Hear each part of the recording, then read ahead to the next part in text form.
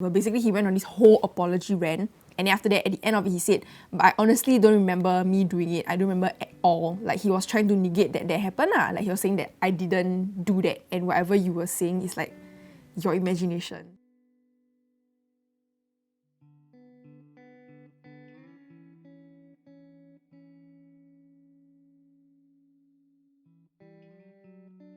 So it was a hall event, like an end of SEM kind of gathering, and we all went to this like chalet and we had a couple of like drinks, like standard hall stuff. And then basically what happened was that because I was in my first year of school and I was still young and like really naive, right? So I drank quite a bit. I mean, all the seniors, they give you like drinks and stuff. They don't force you to drink, but like you will drink as part of like fitting in, right? So I drank quite a bit and I didn't really know my threshold back then, so I got quite drunk. And at the point of time, I didn't really know what was going on, but somewhere along the evening, like a senior came to me and then she told me that there was a fellow hall guy who was very, very touchy with me. He kept like kissing my face and like touching like my shoulder, my arms and like my waist and stuff like that.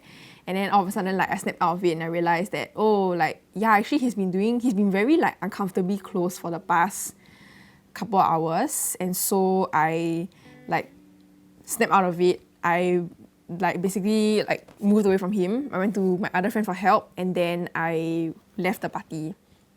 Yeah, the context is that this individual was a very good friend of mine. He was like my hall OG mate and we would hang out a lot. Eventually what I did was that I left the party and then I went home and then I just like didn't really acknowledge that it happened. I was like, okay, that happened. I was uncomfortable then, but then I never really like processed it. Yeah. He said, just wanted to address what was happening on that day, I just want to say first that I'm very sorry that I did this, and I'm sorry I made you feel uncomfortable, whatever. Basically, he went on this whole apology rant. And then after that, at the end of it, he said, but I honestly don't remember me doing it. I don't remember at all. Like, he was trying to negate that happened. Like, he was saying that I didn't do that. And whatever you were saying is like your imagination. So I was like, okay, I was a bit, at this point of time, I was like, conflicted, right? Because it was like 2015, 2016. I was still very young and like many things, right? I was drunk, right? And he had apologized and people in hall were supporting him.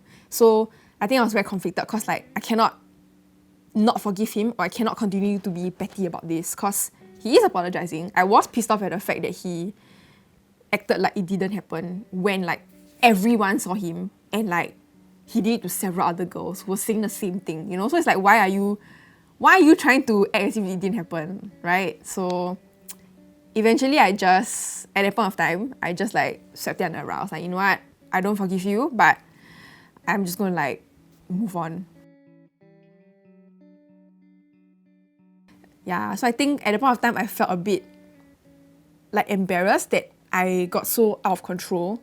And then like other seniors saw him doing that to me, you know what I mean? So I felt very much like, like she got drunk, so this is like her fault, right? And then, yeah, but I think only later on, I think after that, so cause I felt that way, the people who were close to me around me felt like it was like something that I shouldn't have done also. Not that they were blaming me, but they were angry that like I had been hurt, right? So I think I quite wanted to sweep this under the rug. I just didn't want to address it anymore until, the whole like Me Too movement came up. I started to read more about it and I realized that, actually something similar happened to me and like I don't know why I didn't process it then. But then it took me about a year to truly start processing it and to figure out like, like that wasn't okay and like what should I have done or like to reconcile my feelings at a point of time, like to stop feeling so embarrassed.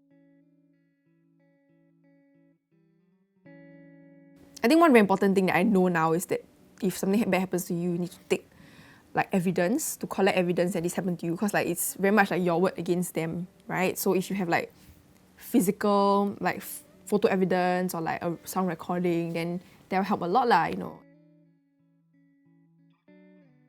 eventually, I spoke to this other girl who was like a sexual assault victim, and she said that like as long as the most important thing in like sexual assault is that, or like harassment, is that you are okay. If you are okay, then I mean, does anyone else really matter, you know? But if you're not, then you have to do something about it lah. So I very honestly checked with myself, and I'm like, am I okay? Am I like traumatized from this event? I'm like, I'm not like I'm okay, but like I think what I'm doing on the other side is like I'm trying to help other girls tell their stories, or like I support women who need help in these areas. If you feel that there is something wrong, or like somebody's going through a difficult time, or like it's clearly somebody else's fault, then you should stand up for them and be there for them, even if everybody else is not lah. And I feel like for some people, when you are alone, you know, it's very easy to just like, okay, maybe I'm alone in this.